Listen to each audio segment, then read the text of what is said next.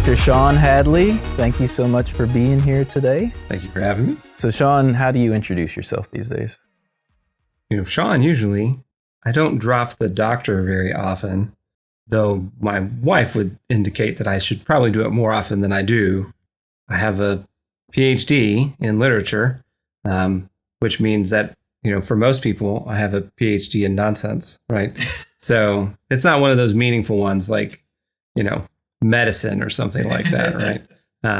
But yeah, right? So, well, it depends on how you define meaningful. That's true, right? The students tend to call me Dr. Hadley, right?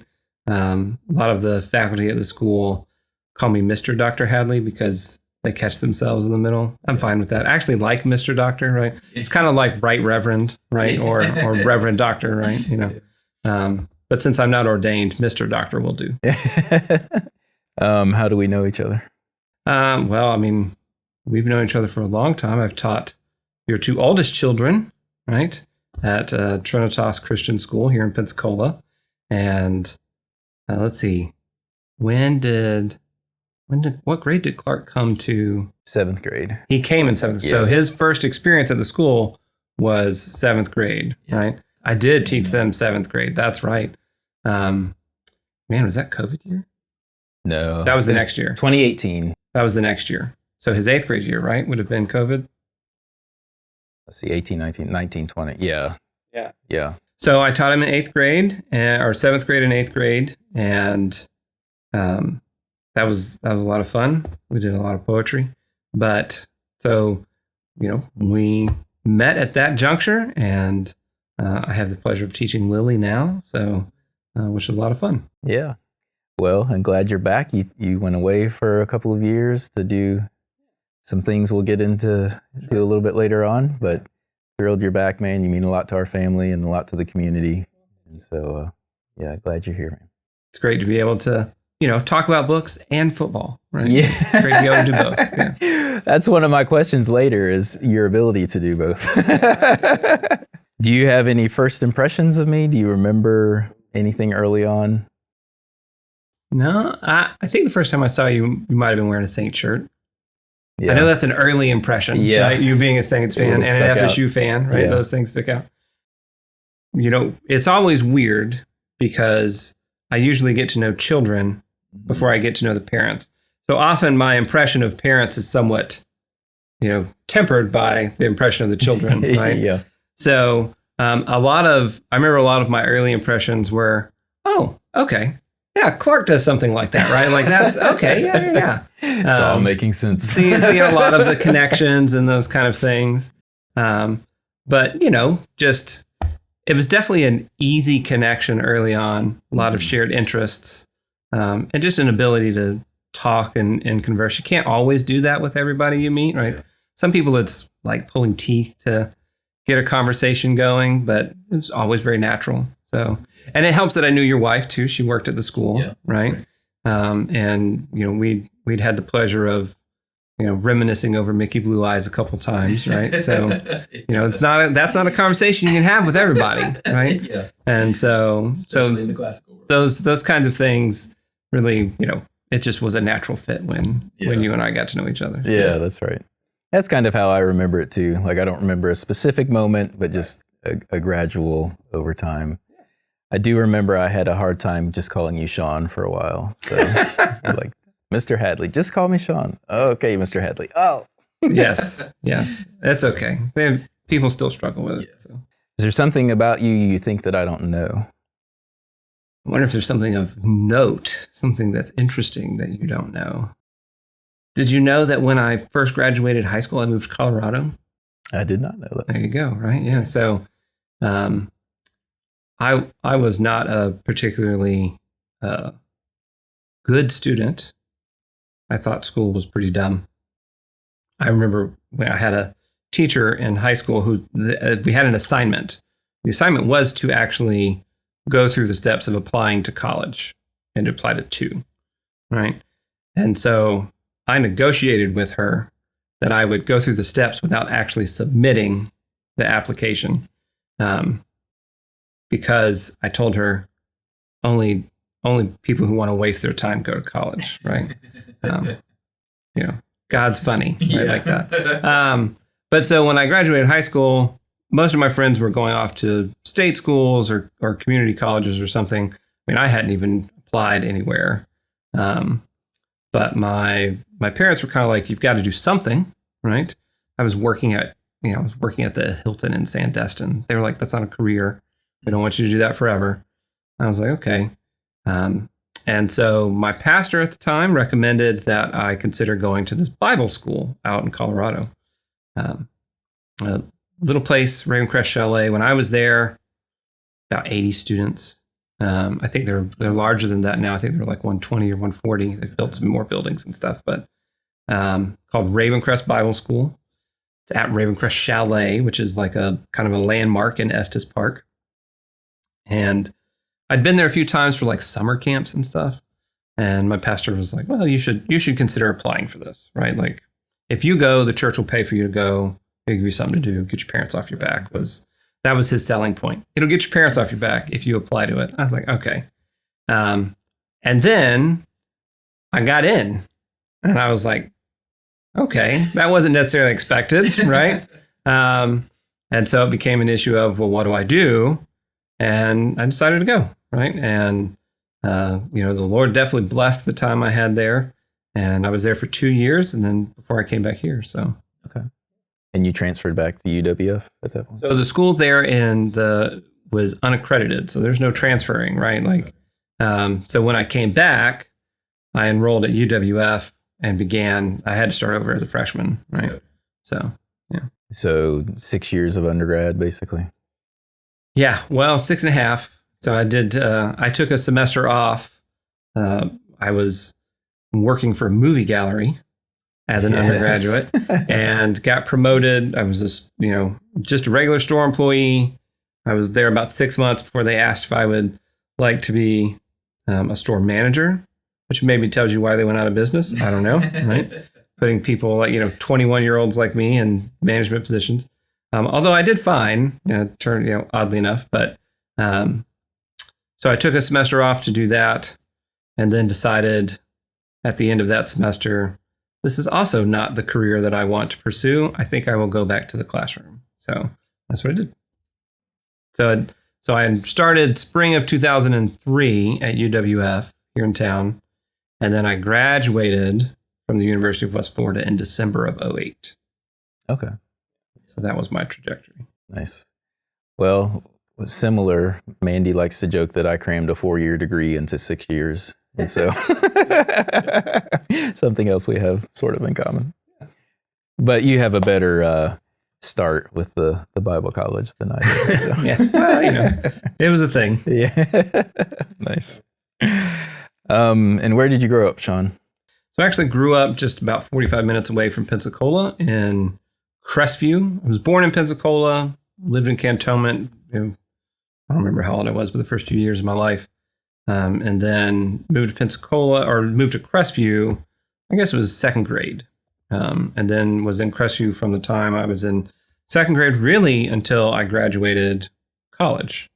I very briefly lived, like I said, I lived 2 years in Colorado. And then for my freshman year, I lived here in Pensacola. But even the rest of my college time, I was in Crestview.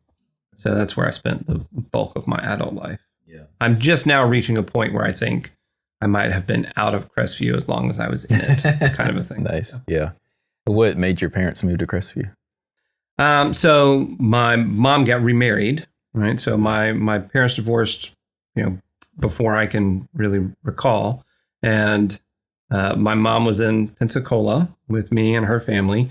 My dad was in the Summerdale, Alabama area with his family. And so my mom got remarried and that necessitated moving to Crestview. What was your relationship with your parents like growing up? It was pretty stereotypical. I was not a terrible child, but I was also not a good child, right? I had friends who gave their parents far more gray hairs than I ever gave mine. But I had my own little things, right? I was disobedient, struggled with laziness. That was big when we lived on 16 acres. So there was always things to do, right? taking care of the chickens, the sheep, sowing grass where we needed it, making sure the wood got chopped and brought in, that kind of thing. And like many young people, I was perfectly content to wait till the very last second possible to get any of that stuff done, which usually meant I didn't have enough time to get that stuff done. Right. And then that would necessitate a whole cycle of being in trouble and those kinds of things. Sure. But, despite that, I have fond memories of my parents. My stepfather and my dad have both passed on. My dad died of liver cancer, and my stepdad, he passed away. I don't know if it was ever actually ruled COVID, but it was right after the COVID period. And so, I have my mom, and so very close to her. She lives here in town. We see her on a regular basis. So She often picks up the kids, right? she used to. She hasn't done so much of that this year, but she comes over a lot. She actually, she's over at our house just about every day, letting our dogs out, because we have, a terrier and we have a golden doodle, and we're grateful that they're not in their kennels all day long, right? Yeah. My mom comes and plays with them, so which is nice. But then she hangs out with the kids, pretty regularly too. Nice to have that in town. And it is. It's very nice. Yeah. What's your favorite childhood memory? Favorite childhood memory? I do have a lot of fond memories of different things.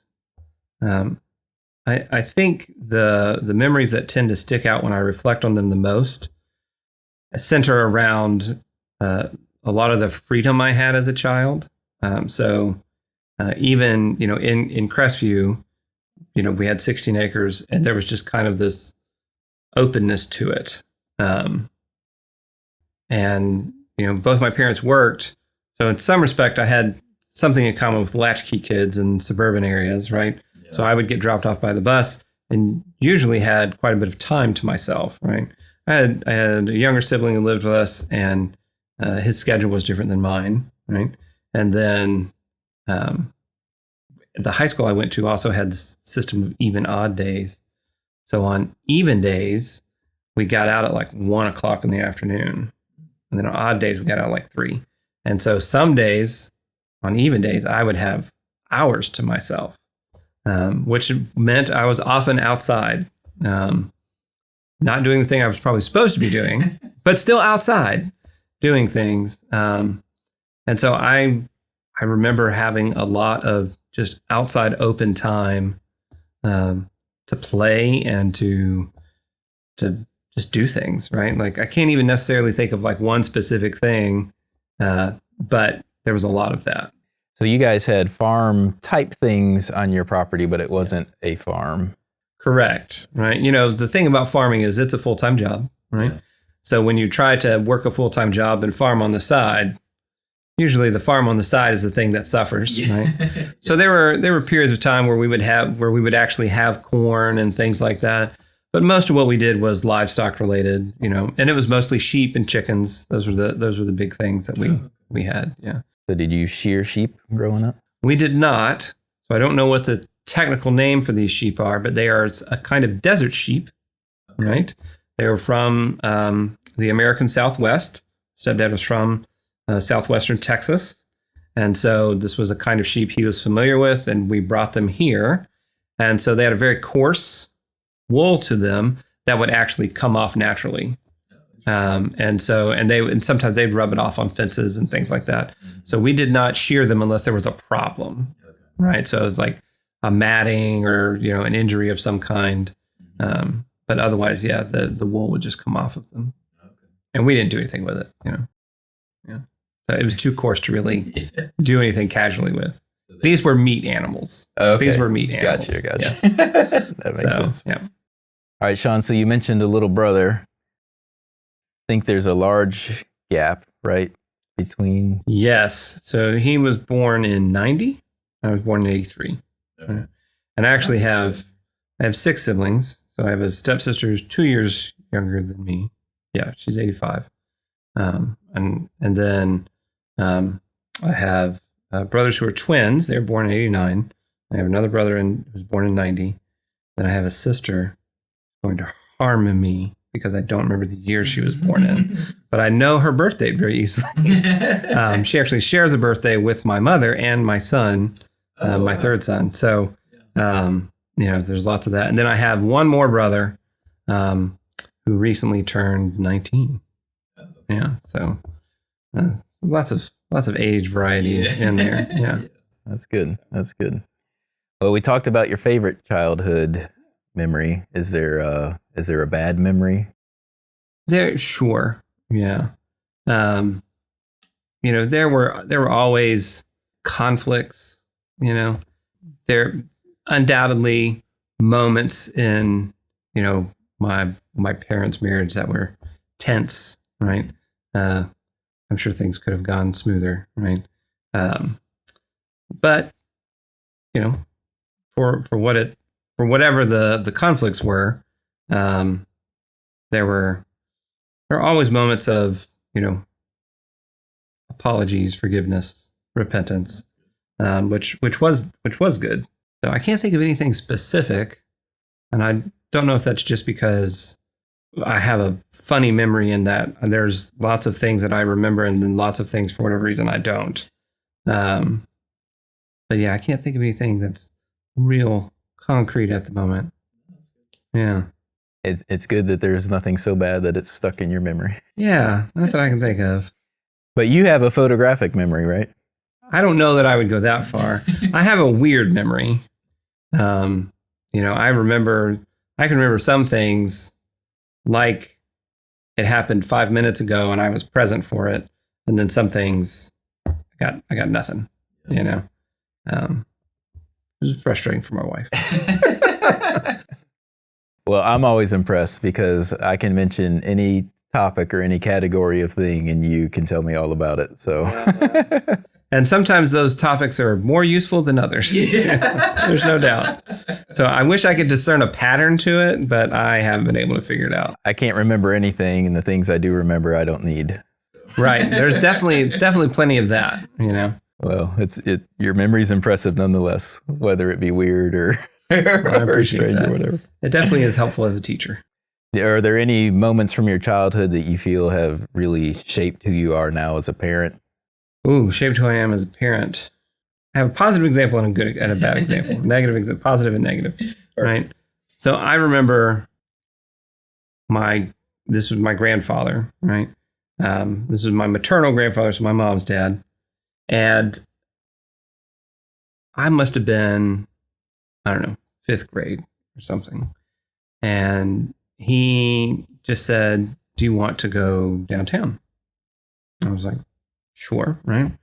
And we just went and spent the day downtown, right? And it was, I couldn't even tell you what we did. I don't remember what we did. But I remember, just with great fondness, his willingness to just hang out, to spend time. It wasn't like we didn't have something to accomplish. There wasn't some like motivating agenda. It was just, let's go do this thing. And I think that has been very much the pattern for what I do with my own children, right? Like, I don't normally have any kind of agenda. I'm like, all right, let's just go do this thing, right? Like, let's go for a walk. Let's go see a movie. Let's just go hang out. Maybe I need more of an agenda. I don't know, right? But so that has undoubtedly shaped how I spend a lot of time with my children. No, I love that. That's great. Yeah. And then I do have so I remember very strongly, getting in a fight with my stepdad. I was 13 years old. And I brought home a report card. It was terrible. My grades were terrible as a freshman in high school. And at first I hid it, right? So I was like, well, I don't really want to deal with it. Like, you see the things that Calvin does in Calvin and Hobbes and you laugh and you're like, nobody's really like that. And I'm like, well, but so when he got home from work that night, like I just couldn't stand it, right? Like conscience was killing me. I don't know why. Conscience was just killing me. And so I confessed, showed him the report card, all these things. And, there was kind of like this initial very much being upset and everything. but I guess this is actually positive too. So on the back side of it, right, there was this, you know what? You did something wrong, but you confessed it. And even though I'm not real happy about the grades or about the lying, there was this like, you did something that was difficult, and there was a recognition of that. And so there was peace that was made out of that, right? And so it was an unpleasant experience getting there. But on the backside, it was very much like a recognition of it was difficult to tell the truth because of the situation you put yourself into, but you did it anyways. And so in the midst of all these consequences that are coming because of what you did, I still wanted to recognize you had done the right thing. And so that has undoubtedly had a big impact on the way I try to parent my children, right? Like, you know, if you will be honest and you will tell the truth and say the right thing up front, we can handle a lot more things in a different way, you know. So, but also the picture of repentance and right. That's right. Yeah. forgiveness and reconciliation. That's right. Yeah. That's great. So your mom and stepdad were Christians. You grew up in a Christian home. Yeah. So I remember going to church basically my whole life. My parents were members at Brownsville, or my grandparents were members at Brownsville here in town. Mm-hmm. They actually traveled with Reverend Kirkpatrick when he was in his heyday. So I went on some of those. I don't remember. It was like the God Bless America tour or something like that. It was a revival tour, right? And I mean, I knew Kirkpatrick, like had meals with him and things like that. Like, so he a little more charismatic than the church you're in now. A little bit more, right? So, but then my mom and stepdad faithfully attended a small Baptist church for most of my life, and yeah, right, yeah. And so, are you a Christian now? Yes, yeah. I am a follower of Jesus Christ, right? And so my family and I, we attend Providence, CREC Church here in Pensacola, and we've actually been members there for 9 years. So, because even when we moved to Arkansas, we didn't actually move our membership. Yeah. Right. So.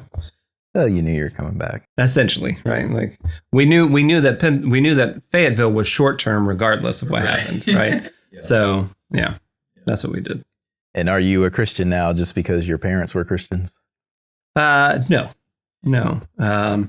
So, I remember. So I was baptized. It would have been the summer of 1996, and it was actually after a trip to Colorado, the school I was telling you about. Mm-hmm. We came back. There were a whole slew of baptisms that came out of that trip.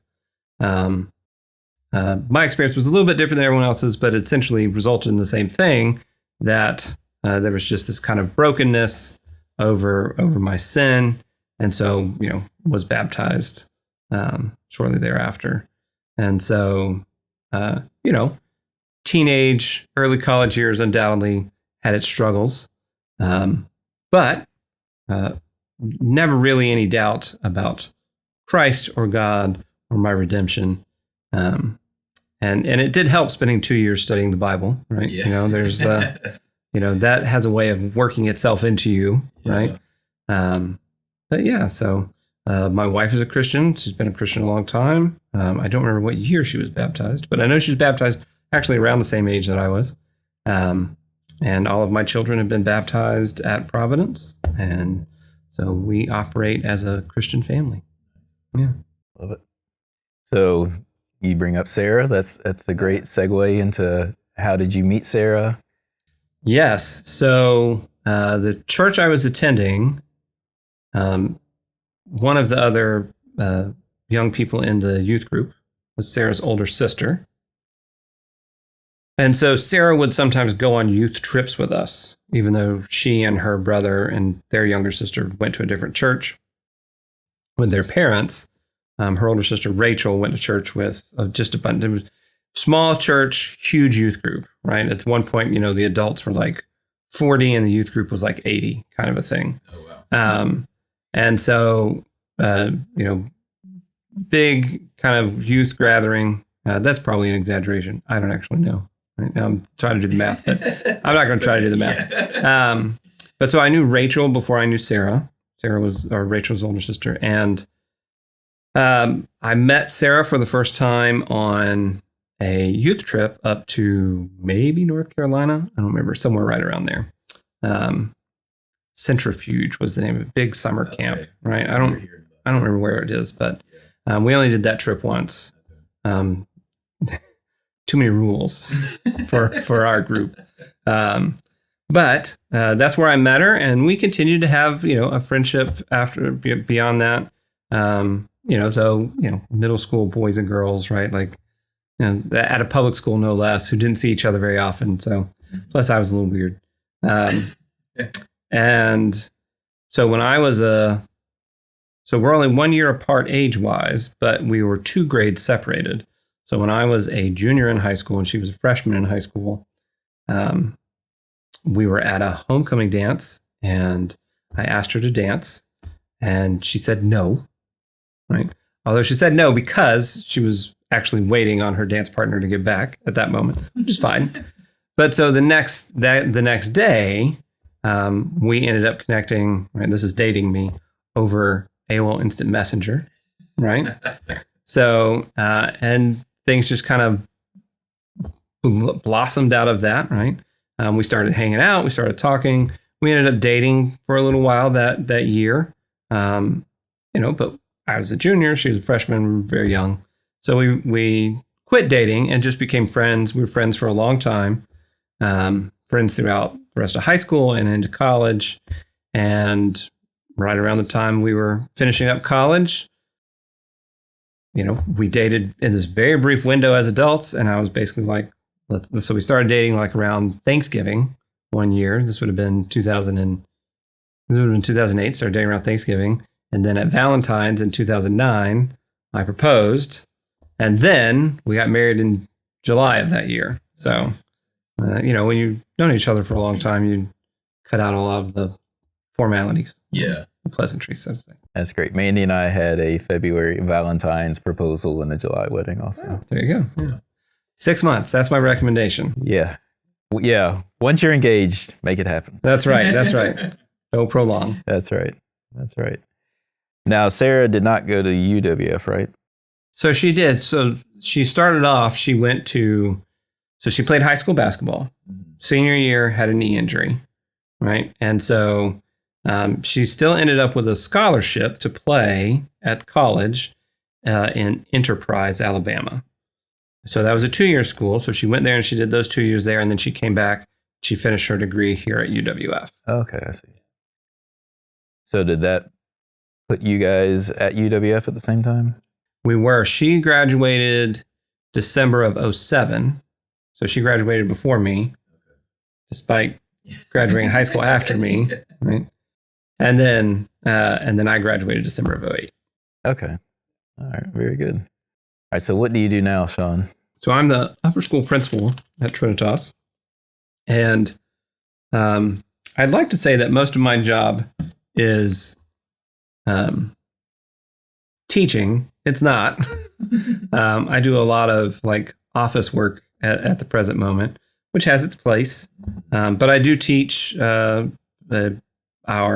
Magna Traditio program. So I teach the juniors and seniors in our Humane Letters courses, which is 2 hours a day, which is great. I love it. We're studying the medieval era. It's a lot of fun. And then I do a lot of teacher training, trying to help new teachers get acclimated. I do a lot of paperwork. Which is a necessity, one of those things. And I try to answer questions. I end up getting quite a few questions about colleges and things like that from parents. And so I sometimes find myself digging deep on a college website to try and find an answer to something. So that's what we do.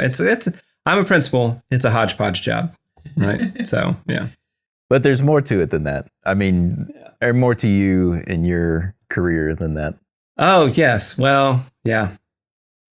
So not satisfied to completely undermine my young self just by the completion of a PhD.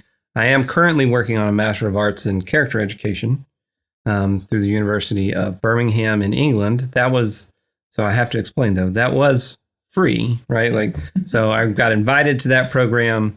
The invitation included a scholarship that covered all the costs. So it's kind of like, this sounds good. Let's do this, right? So I'm working on that. I'm, taking a module. They don't call them courses; they call them modules. I'm doing a module right now on interventions, right? So just classroom practices. Okay. And so I've written several things for that. Some of those will make their way into my final dissertation for them. Some of them have already made their way into other publications. And so I've done quite a bit of writing. I've done some research. I try to stay busy. I like to be able to say that I produce things. You hope more than 5 people read your journal articles. And I was real excited the other day. I realized that an article I'd written so I wrote it in 2017. It got published in 2019. And it's been cited in 2 dissertations, which I was super pumped. I was like, woo, wow. I've made it, right? Nice. Like other PhD students are now citing my work. So that's pretty cool. As far as I'm concerned, my bucket list is filled. Right? That's awesome. So I do a lot of that. I do travel and give talks. I was at a conference a couple weeks ago. I got asked if I would come give a talk on classical education and AI. So I went and did that. I like to stay busy. Yeah. And when you were in Arkansas, what were you doing there? So I went to Arkansas primarily to work at the Classical Education Research Lab, which is run by Dr. Albert Chang.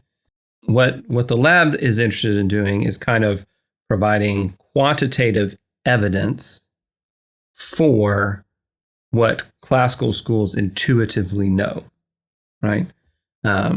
So there's an effort to say, okay, we firmly believe that classical education has benefits. And the idea was, let's see which of those benefits are measurable and can be directly traced to what we do in the classroom. And so that was a lot of fun. I learned a little bit about qualitative research while I was there, not something I knew a whole lot about before. And did a lot of traveling and speaking and writing, those kinds of things. I co-taught a class on the philosophy of education while I was there, which was a lot of fun, working with, doctoral students in a lot of the same texts that I was already working with, high school students about previously. So it was fun. Yeah. Was there anything that came out of that surprised you? I was surprised at how much I enjoyed the research, right? So I knew I liked to research, but since I always did my studies, basically from the time I graduated my undergrad, well, even before that, I worked through most of college, right? Full-time for the vast majority of it. And so all of my graduate work, I had a full-time job, was doing graduate classes at night, was doing my reading and essays and all that stuff. So I already knew that I liked research. But I didn't realize just how much I would enjoy having that as a job, right? As a primary vocation. And I did. I liked that a whole lot.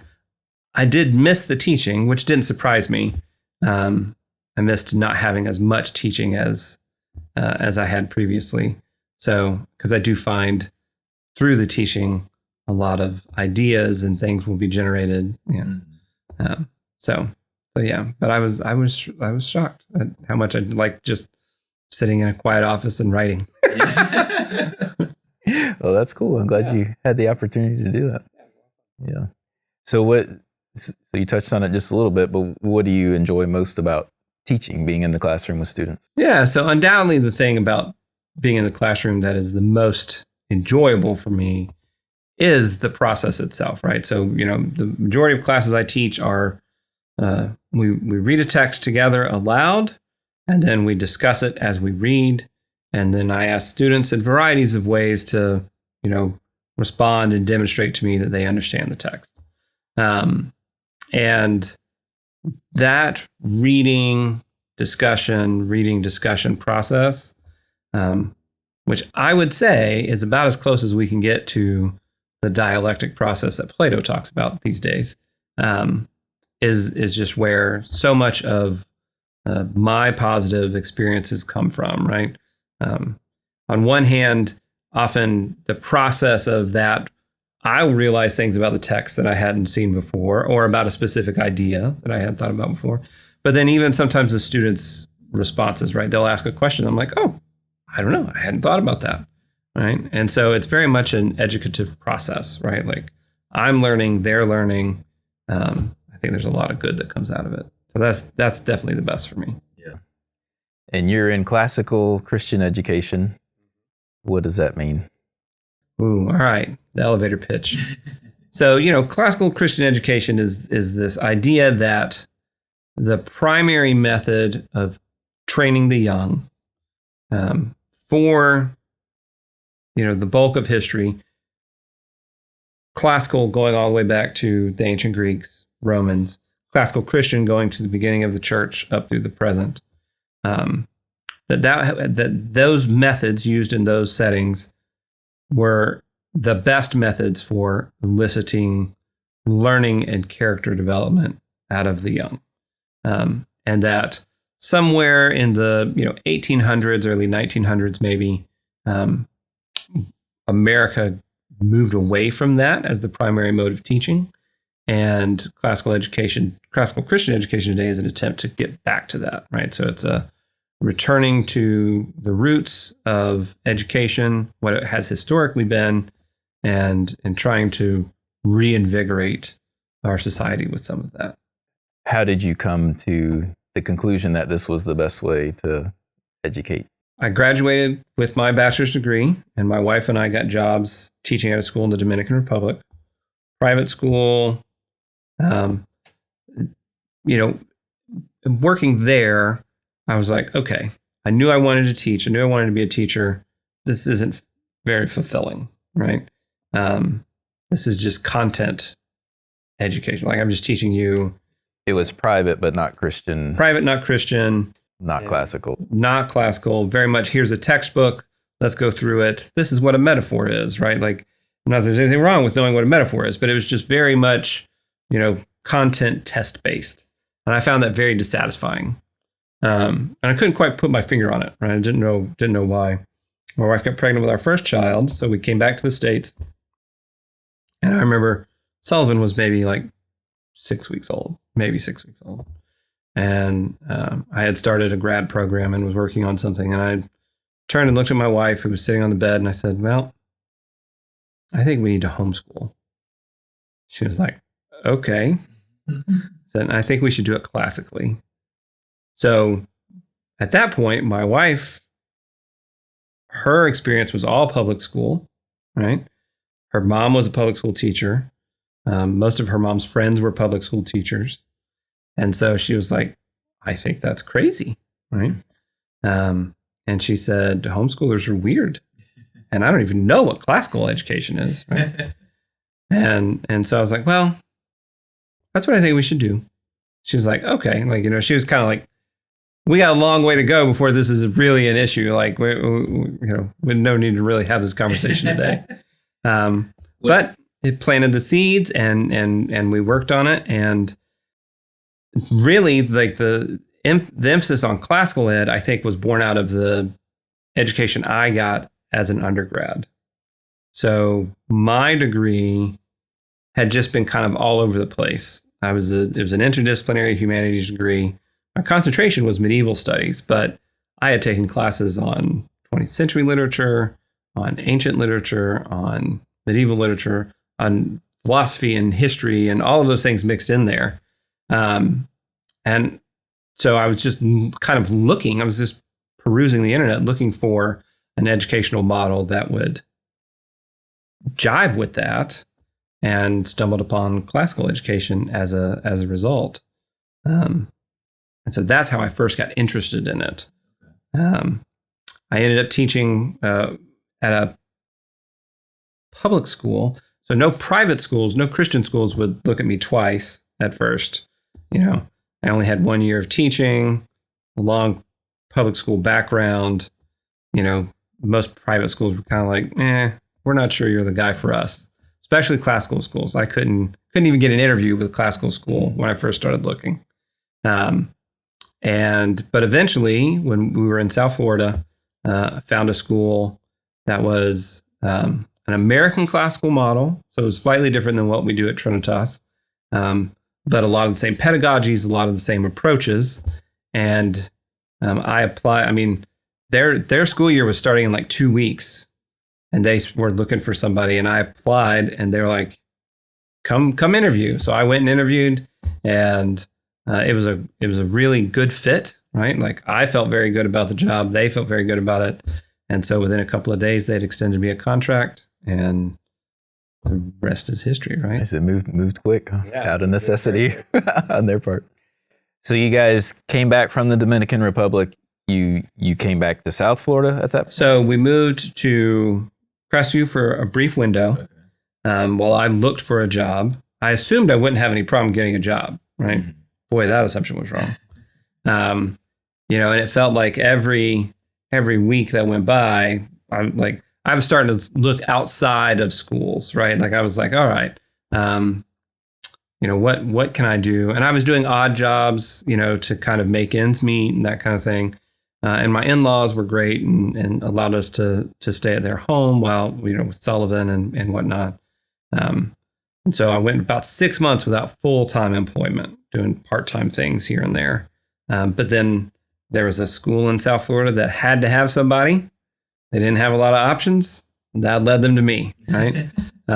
This was the job you were just describing? No, this was a public school. They had let somebody go mid-year, needed somebody to replace. So I was in Crestview. That was in Okeechobee. I drove to Okeechobee for the interview. Oh, wow. Right. And interviewed. Everything went well.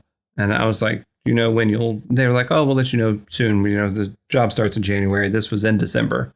They're like, we'll let you know soon. I was like, okay. So I'm driving back up to Crestview, right? And I get a phone call. And they're like, did you drive here from the Panhandle? I was like, yes, ma'am.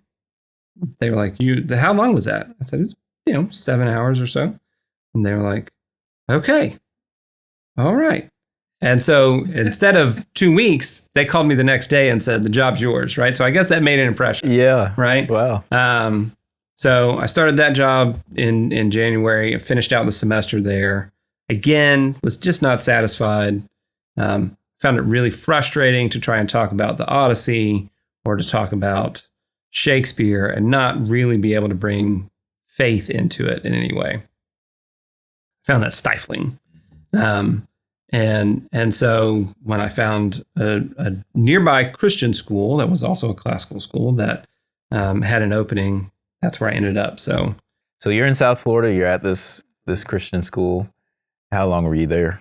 I was there 3 years. Okay. Then we moved up here because I had started a master's program, and that was in New Orleans, and so I needed to be closer to New Orleans in order to actually take classes. Right. I kind of got by the first year with some online classes, but at that point, you could only do so many online classes. So I actually had to be close to campus. And so I looked for jobs in New Orleans, couldn't find anything that would work. I got offered a couple of spots, but they wanted me in the classroom all during the day, which made it really hard to take classes, right? Yeah. And so basically it was kind of like, well, if I'm going to do that, then if I'm going to be in school during the school day, right, I'd rather choose the job I want rather than the location I want. And so the job I wanted was actually at Trinitas, and that was the one I ended up going with. Oh, okay. And how did you make that connection with Trinitas? Was it just applying for? It was, yeah. I just found it online. I think I found it on the ACCS website. I'm not positive, but yeah, that was. I was like, I remember I was telling a buddy of mine who we shared a classroom at the school in South Florida, and I didn't have a job lined up, but I had already submitted my resignation for the next year. So it was known that I wasn't coming back. And so I was talking to a friend of mine who had also submitted his resignation. He was going to move to Georgia and write a novel. And so I was telling him, I was like, look, like this looks like me, right? Like this is look at this. They've got this thing where it's history and theology and literature all in one class. I was like, tell me that doesn't sound like me, you know? And he was like, oh, no, it does. It sounds like you. So so that was the job I really wanted.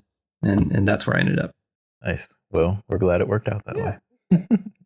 So how do you know so much about the Odyssey and Shakespeare and also popular culture and things like Batman? And well, some of that's probably a wasted youth in all reality. So I was always a voracious reader as a young person, though not really a reader of good things. Every great once in a while, I was actually reflecting the other day. So I read Dracula for the first time when I was in 6th grade. I don't know why, but I can picture it. It was in my dad's house. It was this nice kind of like leather-bound copy. And I was just like, huh, you know? And so over the course of several weeks in the summer, I just sat and read it, right? You know, so periodically I would kind of stumble into good things. I can't even say, you know, I remember a handful of good things that I read that were assigned in school. But I wasn't much of an appreciator of assigned things when I was a student. And we were assigned a lot of things that weren't necessarily great. You know, like we read a lot of 20th century novels. Many of them I've had no desire to ever return to as you know, assigned things. But I did read things like Beowulf, and we read Chaucer's Night Tale. So I did get exposure to some of those. But most of my middle school and high school years were spent reading comic books, watching movies, right? Playing video games. That's what I did a lot of. Although only the classics like Mario and things, right? Like none of that, no racing games, right? Sorry, Clark, right? You know?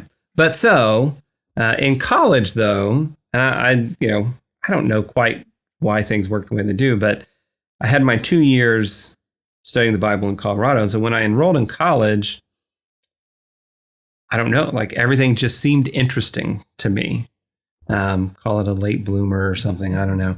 But so I originally majored in history and very quickly realized I didn't like that because most of the history classes weren't reading the primary sources.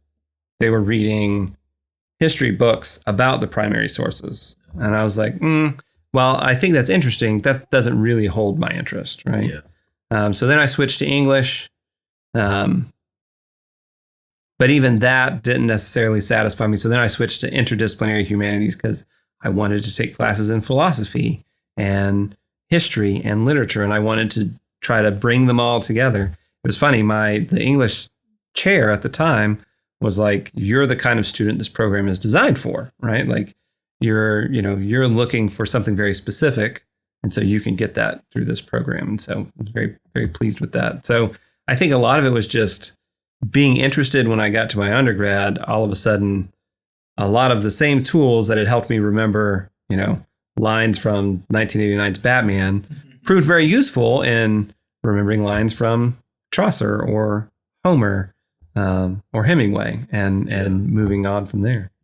So the interdisciplinary humanities, that's sort of you create your own degree program? That's what it was. A lot of them these days have tracks in them, right? So like you sign up for it and you have a focal point where you just pull from different disciplines. But when I did it at UWF, it was truly a free-for-all, which was perfect for me, right? Like I took a political science class with the history department where we read the Bible and we read, Harry Jaffa, who is a 20th century political theorist, and we read Aquinas, and we were like, all right, now let's mash it all together, right? I took, a history class on the medieval world where we studied all the law codes and we're reading all these primary sources from that period. And then I took literature classes took a literature class on Beowulf and learned Anglo-Saxon and, took classes on mystery writing, like all kinds of things. So it was perfect for me. I did a semester abroad at Cambridge for a summer term and, took a class on King Arthur and a class on Robin Hood and a class on the Norman Conquest. And so like to bring all those things together. It was a lot of fun. Yeah, that's neat. What a great opportunity. So it sounds like you wouldn't have done anything differently. No. Yeah. I had a student actually ask me recently about, they're kind of like, should I go to a certain school in order to have the right prestige because I want to go to grad school and that kind of thing. And I was telling him, I was like, look, there's no doubt that, making those kind of decisions can grease the wheels. I said, but really what you should do is you should go to the place that sounds like you're going to learn the most in the thing you're interested in. Because that's what I did, right? I did the bachelor's degree I was interested in, master's degree, the PhD, right? And that's, I wouldn't trade any of that, right? I'm very, very happy with all of those decisions. Yeah. What advice do you give, students that are getting ready to graduate, as far as college, career, paths, those sorts of things? Usually the first thing I tell them is to breathe. So I didn't suffer from this as a teenager, though I see it all the time. Students are very concerned that they might choose the wrong college, right? Or choose the wrong thing to study, right? And I don't really know what that means, right? Like my life has been kind of a haphazard tumbleweed approach, right? Ending up here because that's what opened, studying this because, that looked interesting, right? But sometimes students will come to me and they're very concerned. They're like, I want to make sure I make the best choice, which is a fine thing. But I tell them all the time, if you want to do that, what you begin with is prayer, right? Where you go to college will not make or break what God's plans are for you. It could make or break your plans for you, right? There's no doubt about that, but it will not make or break God's plans for you.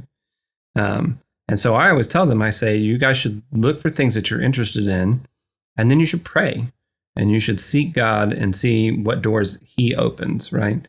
Don't trust, don't leave it to chance, as we might say, but don't allow it to become this kind of festering worry that somehow you're going to make the wrong choice, right? We can make wrong choices. I don't think where you choose to go to college is necessarily one of the ones we need to worry about, right? And so that I spend a lot of time telling them, relax, right? Relax, pray, you'll be fine. Yeah, that's good advice. Now we're in, Trinitas is a classical Christian school, and we're in those types of schools for specific reasons. Yeah. So when it comes to college, do you tend to steer people away from secular colleges or toward, or what is your thoughts around all of that? So I do think that there is a tangible benefit towards choosing a smaller school, right? Like, and some of that has come through my study of the past, right? Like, I mean, when you look at Harvard and Princeton in their heyday, when they were producing founders of a new nation and things like that, small places, right? Small places, students knew their professors, students knew the cream of the crop professors, right? Not just, the underpaid adjunct who is teaching way more than they're legally allowed to do, right? Kind of a thing. These are people who are teaching full time and counseling students and getting to know them. And I mean, that was true even up till very late. I've done a lot of research on like Henry Wadsworth Longfellow's life. And, he knew his professors. He knew those people. I think that there is an undervalued reason that should be the emphasis, right? Like a lot of it has gotten to a point where you look at a school as though the school has the prestige, right? But in reality, a school is only as prestigious as its faculty, right? And so what students need to do really is begin asking the question of who do I want to study, right? Under whom should I place myself? Those are the right questions. And so that could take them to a big school, depending on what they want to do. It could take them to a state school, because there are good people doing good work in those places. But I do strongly encourage students to actually begin by looking at smaller private schools. because I think there's a lot of, kind of hidden gems among those. And you'll find really smart people doing really good work who you can study and learn under, in an intimate setting, which I think has just a lot of benefits. And I assume the smaller schools give you a greater opportunity to study with a particular professor more often. That's right. So, you can take multiple classes with the same professor and get to know them in a way that you can't at a bigger school. So my experience at UWF, so a lot of it was, there were a couple of teachers I met when I was, kind of still early in my program, where I was like, I think I'll just take whatever you're offering next, right? Like, I took a Milton class one semester and a crime fiction class one semester, and I liked both of those professors so much. I was like, what are you teaching next term? And I just signed up for whatever they were teaching, right? I was like, oh, you're teaching John Donne. I don't know anything about John Donne. Sounds great, right? Oh, you're teaching magical realism? I don't have any clue what that is. Sounds great. Let's do it, right? And so I got to know my professors by the time I graduated, right? Like, I knew the people in the English and the history department and some in the philosophy department. So I could actually go to them for advice, go to them for counseling. Like, I want to do this. What should I be looking at, right? I've considered this school. What do you think? And I wasn't able to actually replicate that until my PhD, right? So both my master's programs, I never really could make those connections. I tried, and in New Orleans I got close, but I just wasn't on campus enough, right? But with my PhD, because we were in such regular contact, even though it was digital, right? We were through Google Meets or emails or conferences or whatever. Still, there was enough contact that I got to know those professors, and many of them are still my friends today, right? And so I think that has way more value than people realize. Yeah. Yeah.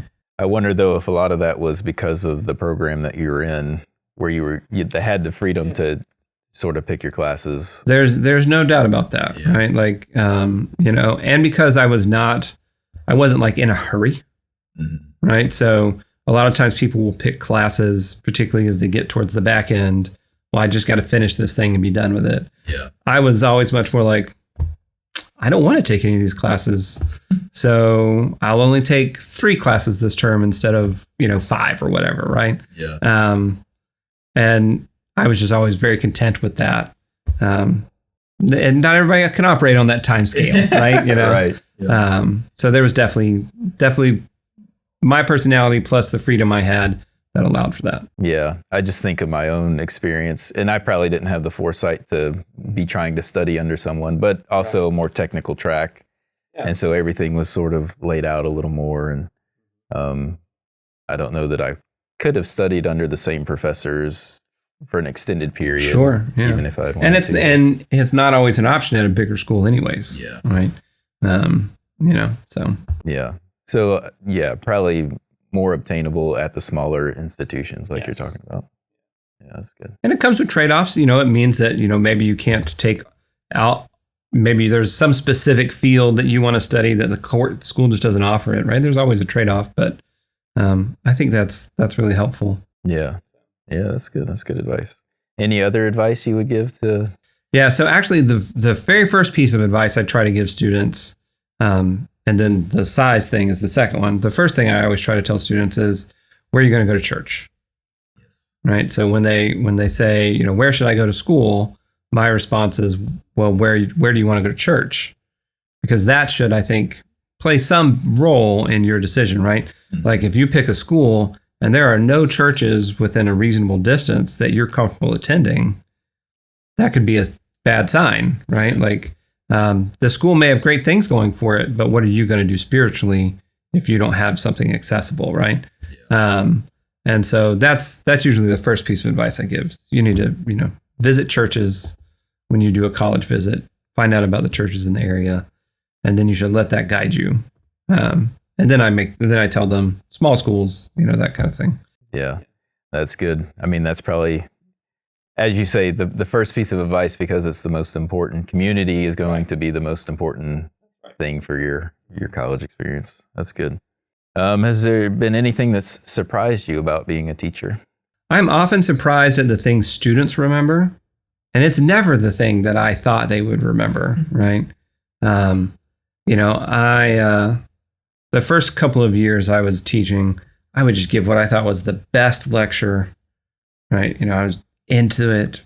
I had tons of knowledge, just, it's so great.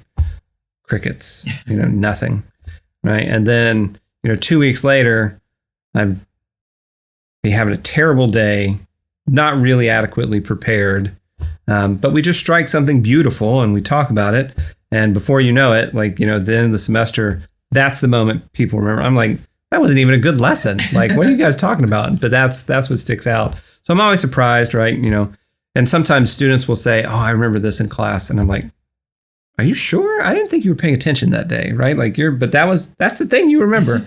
And they're like, oh yeah, so I'm always surprised at what students recall, right? Yeah. What is it that sticks in a student's mind at the end of a lesson? So what lights you up these days, Sean? Oh man. One of the drawbacks of having a relatively relaxed personality is you don't get too excited over too many things, right?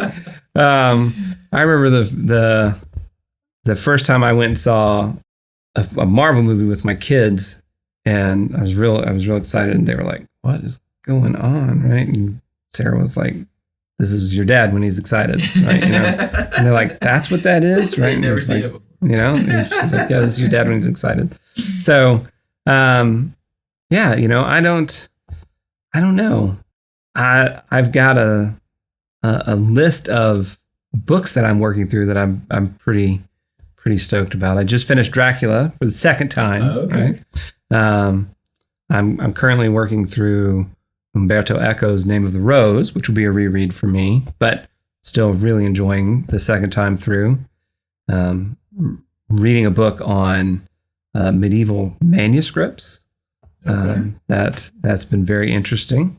And then I've got a long poem by David Jones called Anathemata that I'm reading through very slowly, but finding very, very interesting. So I get real excited about the things that I'm reading. And the Buccaneers are 5-1. So there it is. There's that too, right? And that's the one I was waiting for. Not to brag, but the only team still 5-1, I think, right? So but it's okay. Well deserved. I hate to say it. So yes, I eagerly watched the Bills game last night and was pulling against the Bills just because I wanted another team to have 2 losses. So we have noted that the Bills have been in almost every primetime game this season. Yeah, and it's not worked out well for them. No. So. But it's okay. Yeah. I'm sure they'll come around on the back end. Yeah, that's right. So do you still have your dad's copy of Dracula, the leather-bound? I don't. I didn't get really any of my dad's books. I have so I have 3 things from my father that are very visible in our home. One is like a wood burning that has the Hadleys written in it. Another is a set of glass bookends that are owls. And then my favorite is a waxen figure of an old man contemplating. Yeah. And my kids are always like, this is so weird. And I'm just like, I don't know how to explain it to you, but it's so my dad, right? Like everything about it is just very much my dad. And so, that everywhere we live, that is always featured prominently because it just is. That's cool. It's cool to have something like that reminds you so much of him. Yeah, very cool. So what's a story about you, Sean, that people need to hear? That they need to hear? I don't know. I'm a private person. That's a better question for my wife, really. Like, what's a story people need to know about Sean? A story that I like to tell. Okay. I don't know if people need to hear it, but it's a story that I like to tell. Take it. So I was living in Colorado. My best friend and I were going to spend Christmas vacation together. And so he flew out to Colorado. We were going to drive together from Colorado to Florida. From Florida, after a few days, we were going to spend a few days in Florida. Then from Florida, we were going to drive out to Nevada to see his mom. And then from Florida, or from Nevada, back to Colorado. There's a lot of driving, right? We were 19 years old, didn't have anything else to do, right? Like, it sounded like a lot of fun. And it was a lot of fun. And so he gets into Denver. It's late, right? His plane gets in at like 8 or 9 o'clock or something. So I pick him up, and our plan is to stay the night in one of the little suburbs of Denver and then go on from there. And so we get there, and he's like, you know what? I'm like super wired. I don't think I'm going to be able to go to sleep. What if we go ahead and get started? And there was a snowstorm coming in. And I was like, well, I guess that makes sense. We do want to stay ahead of the snow.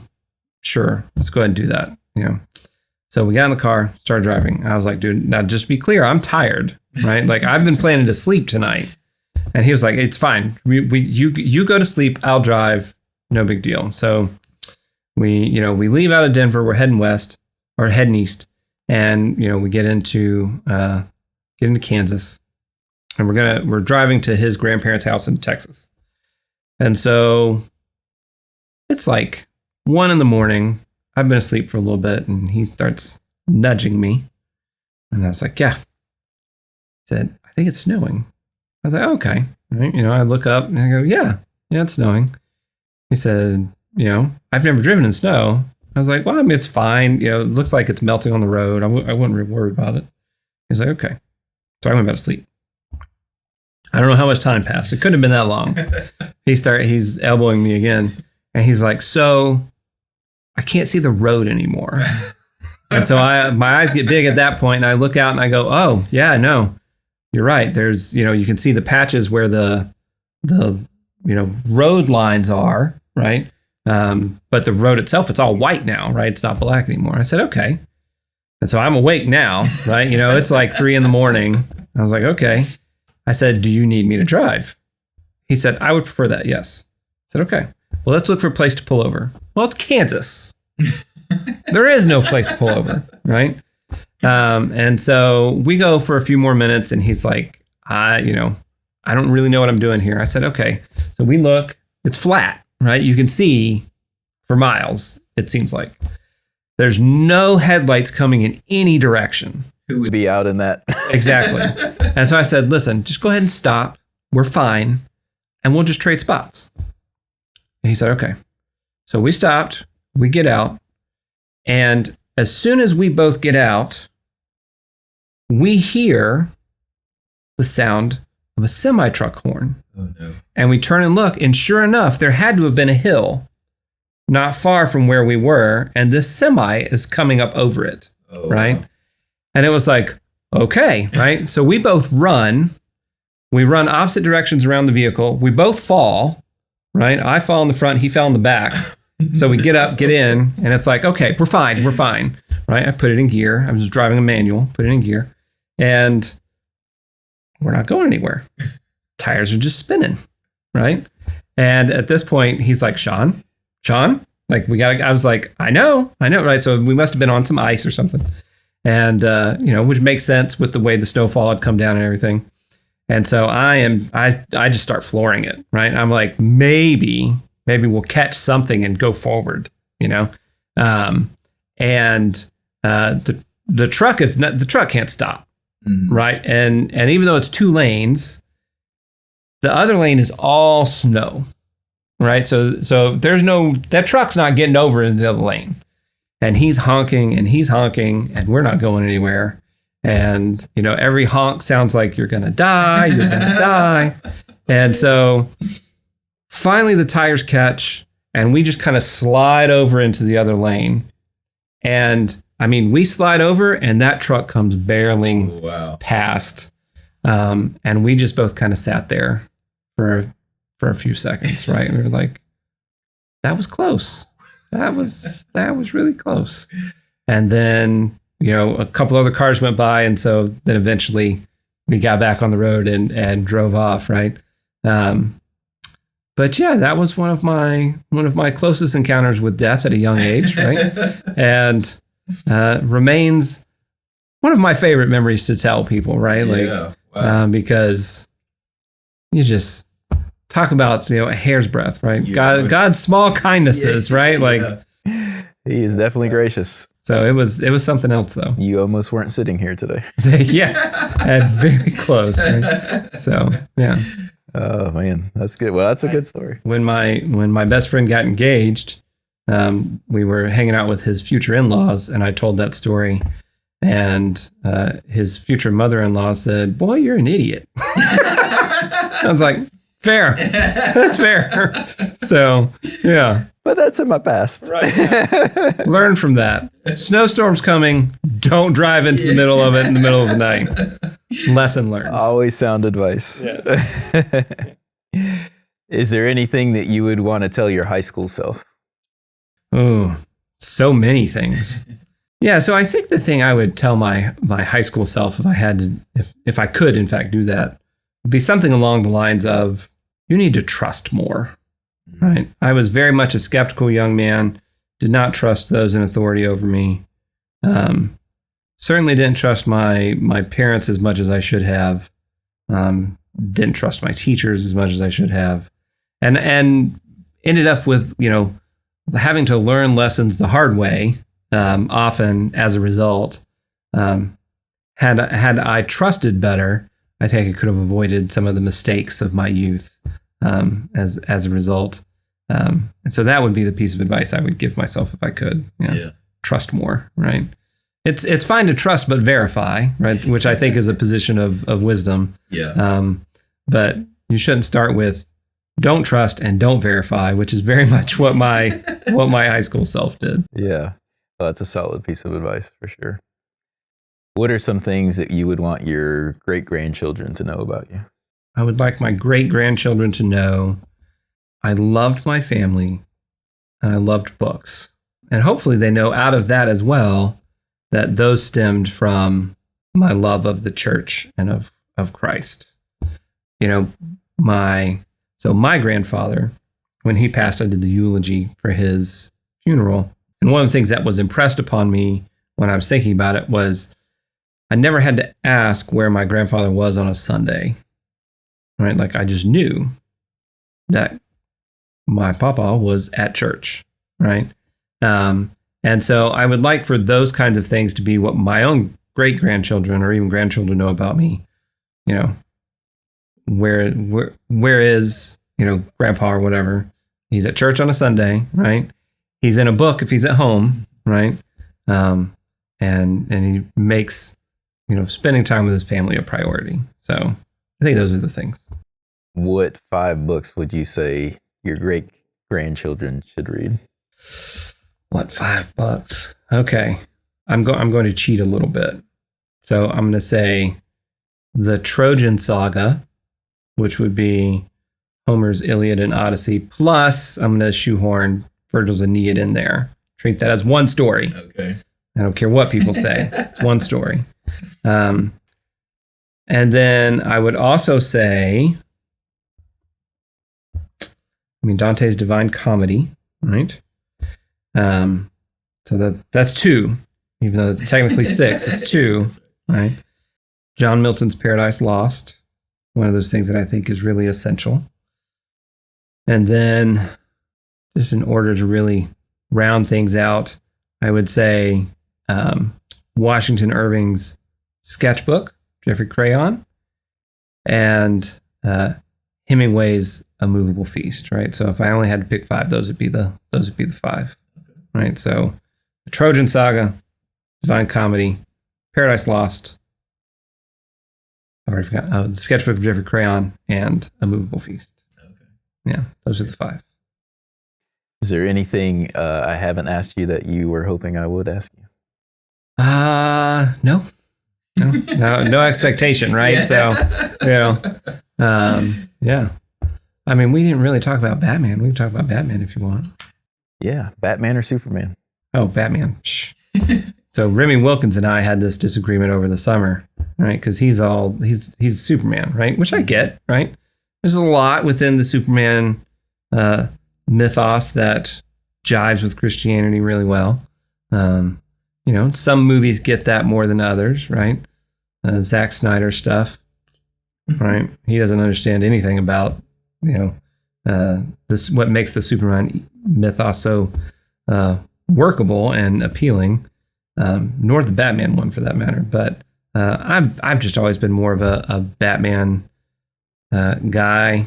I think there's something in the character, like this notion of, we'll call it grit, right? Mm-hmm. People are like, oh, Batman's superpower is being rich.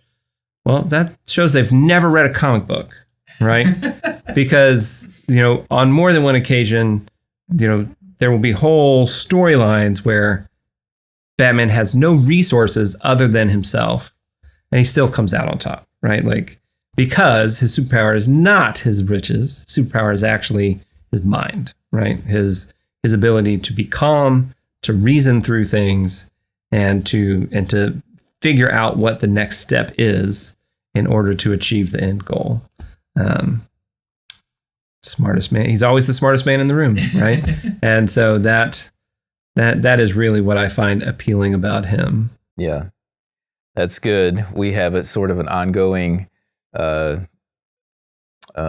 debate amongst colleagues at work, Batman or Superman. Yeah. I've been more on the Superman side. Yeah. Our debate, though, is more about who would win, and I know there's, right. The story's been told. Right. Yeah. Right. But we make our own arguments. So, right. So just one-on-one, Superman is, he's a super. Right.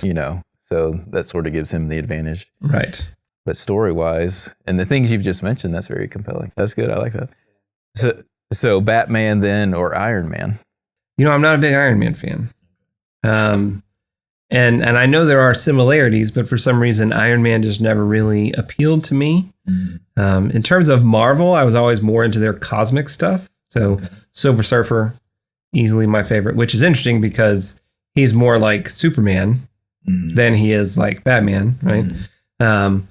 But actually, so the comics that I really got into when I was young were Silver Surfer. Some of the Batman thing also stems from, that was my dad's favorite. And so, the first comics he ever shared with me were Batman comics, right? Mm-hmm. So there's a certain nostalgia that comes along with that. Sure. But the first comics I discovered on my own were Silver Surfer comics, right? And I mean, I can still remember being, it had to have been third or fourth grade, being on the floor at Food World. I don't know if you remember Food World. This was a local chain in the Panhandle, a grocery store. And they had a magazine rack that was at the front and very prominent, and it had comics, right? And I remember my mom was going grocery shopping, and I sat there, and they had a couple of Silver Surfer comics, and I just devoured them. And the art was beautiful, and the story was interesting, even though I was in the middle of something, Mm-hmm.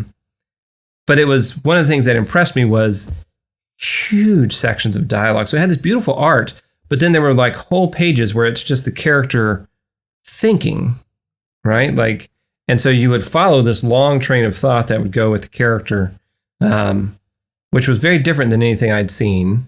The other stuff had not really caught my attention. All my friends were into X-Men, right? Mm-hmm. I just couldn't get into it, A lot of my friends were real big Wolverine people. Yeah. I was like, like, I was just like, it's just pages and pages of fighting. Like, I don't know, they just didn't do it for me. But this kind of philosophical figure who has immense power, but is most compelling when he's just doing normal things, like talking, right? Or thinking, right? I don't know. That was just very compelling to me. And so, lifelong Silver Surfer fan as a result. So. Yeah. You're drawn to the smart characters. I am, right? Or at least the ones who muse, right? The ones who muse, right? So there's lots of smart characters in comics and pop culture that don't necessarily appeal to me, but I think the ones who do a lot of vocalizing of their inner thoughts I find helpful. So favorite comic movie? Ooh, favorite comic movie?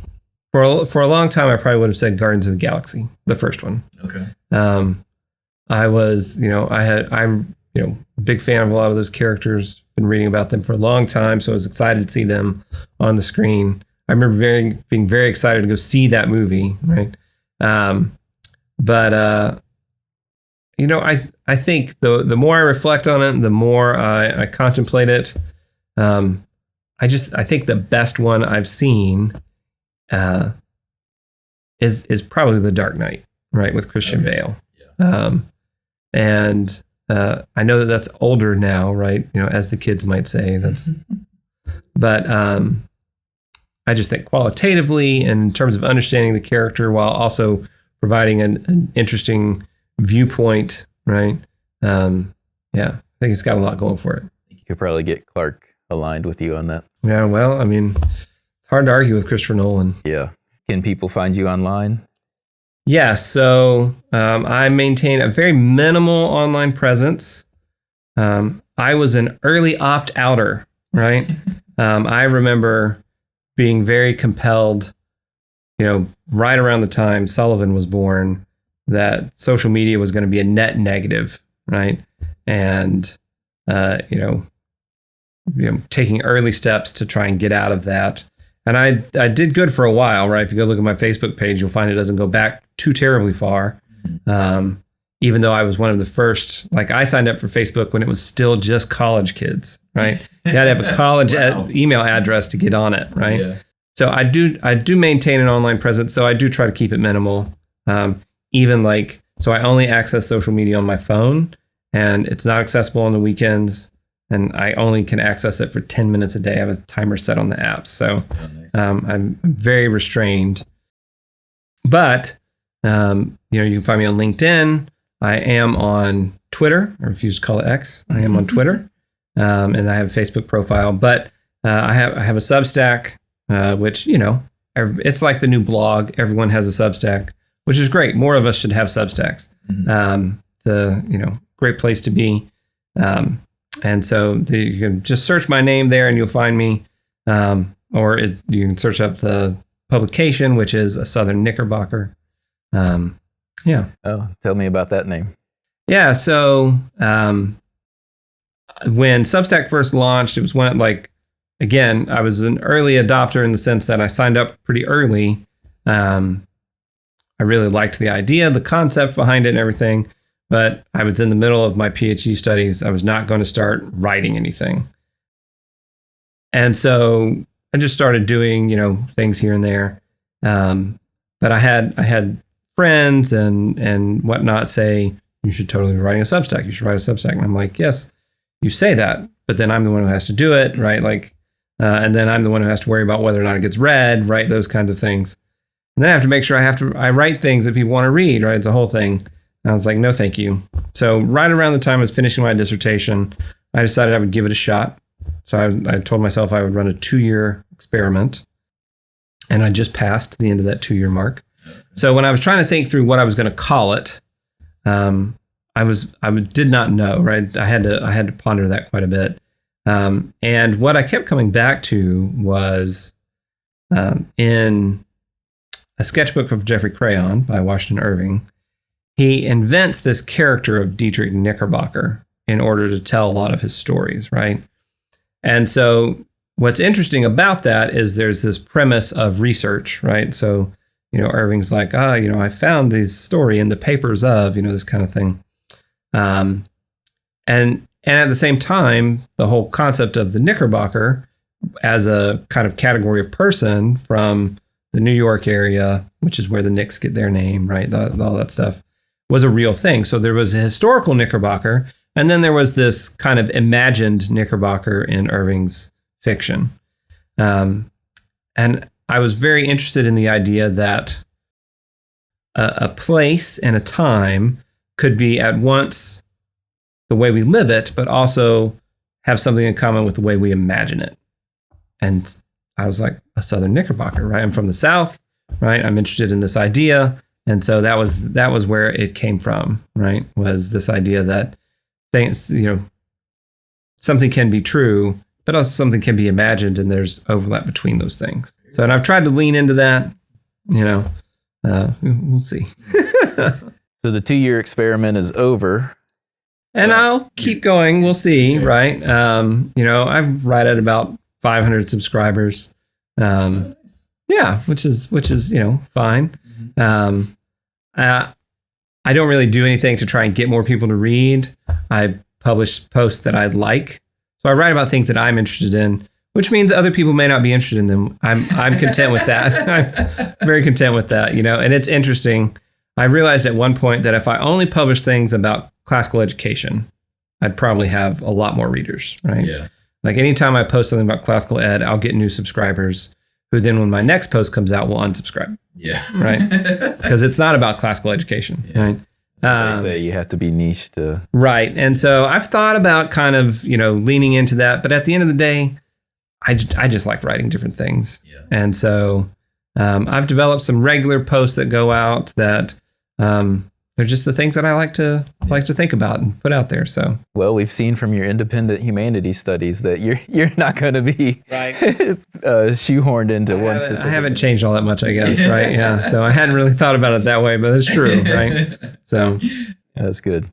I did want to circle back to Batman and thinking about the Scarlet Pimpernel. Have you thought about any connections there? Is the Pimpernel just Batman or? Yeah, I mean, so that's an interesting idea. I don't know. I haven't really. I mean, I can. As soon as you say that, I'm like, oh yeah, I can see a lot of similarities and things in common. And I wouldn't be surprised if there's some kind of connection, historically, right? Like if Bill Finger and Bob Kane were reading that kind of literature when they developed the character. Yeah, I don't know. That's an interesting question. So my initial reaction is, yeah, I'm sure there's got to be some common elements there. Yeah.